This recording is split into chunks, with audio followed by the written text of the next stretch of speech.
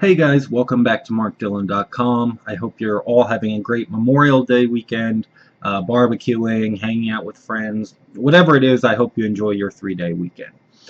Before I respond to this question, I want to take the time to answer something that I saw on my YouTube page. Somebody asked me how you make your pecs bounce. Well, the truth is, I really don't know. I woke up one morning and I was just able to do it. I had practiced for a long time and never had any luck with it, and now I'm pretty good at it. So I haven't really met anybody with a great answer on how to teach somebody to bounce their pecs. But at the end of the day, it's just muscle control. It's a muscle that most people are not used to actually controlling, so it takes a little practice. I used to stand in the mirror and just focus on trying to make one pec move, make the other one move, and eventually one day I woke up and I was able to do it. So. And it also, of course, has to do with the development of the muscle. You need some muscle to be able to make bounce. But there you go. That's the best answer I can give you as far as that goes. And today's question from David is one that I get asked fairly regularly, and it's about bottoming for guys who are very well endowed. So David says, Mark, I stumbled across your channel a few weeks ago and have enjoyed your videos. I wondered if you might have some advice on bottoming for tops that are more well endowed. I've only been a bottom and have been sleeping with a guy for about a month. I just can't seem to enjoy it. It doesn't really hurt, but I don't find myself able to handle it for very long. We only have sex a few times a week. Do you think it has to do with frequency? Any advice on ways to make it more comfortable or keeping your stamina up? Thank you so much. Alright, David. Well, first of all, there's going to be a lot of guys out there that are very, very jealous, and they would love to have your problem. I have a friend who always makes me laugh. When I ask him, does size matter? He says, well, of course not, but there has to be a 10-inch minimum. So, I would tell you that in general, if if something hurts you and it's really causing you discomfort or pain, you shouldn't do it.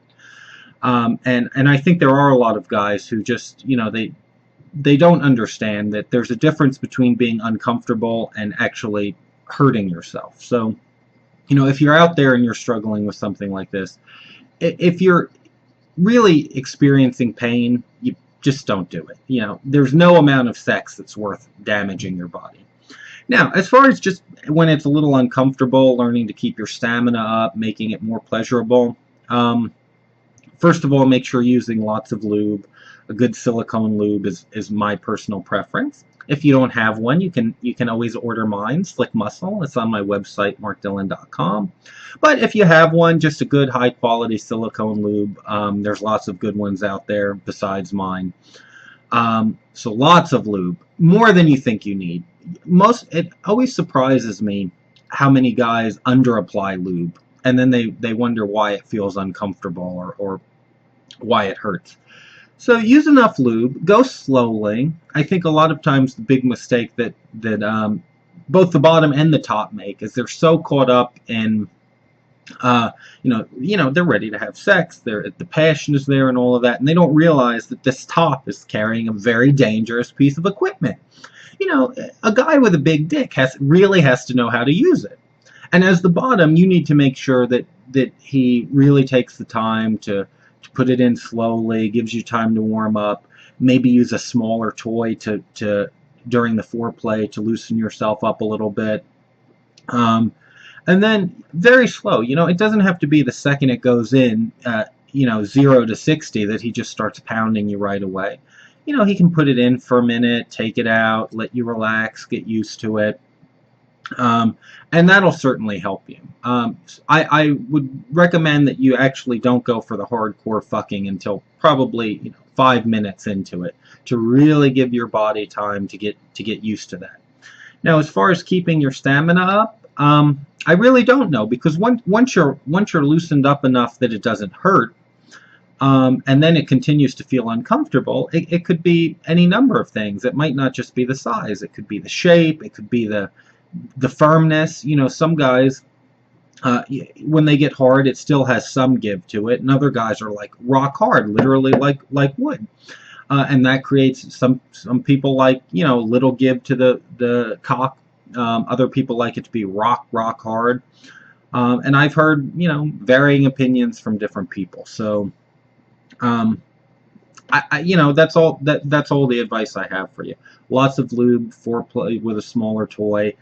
Go slow once it's in. The pounding doesn't have to start right away. And maybe having sex a little bit more often would condition you to it. But listen, David, at the end of the day, if it really makes you uncomfortable and it's not enjoyable, that's something you're going to have to discuss with this guy and say, I just will have to do something else because the me as the bottom is just not working. So there you go, David. I hope this helps, and let me know how your progress comes along. Thanks a lot, guys. I hope you'll check out the new markdillon.com. And speaking of sex toys to warm up with and practice with, I have a brand new sex toy store on the website. So check it out. There's also tons of free stuff on there for you to browse around. I hope you guys have a great weekend. Thanks for watching.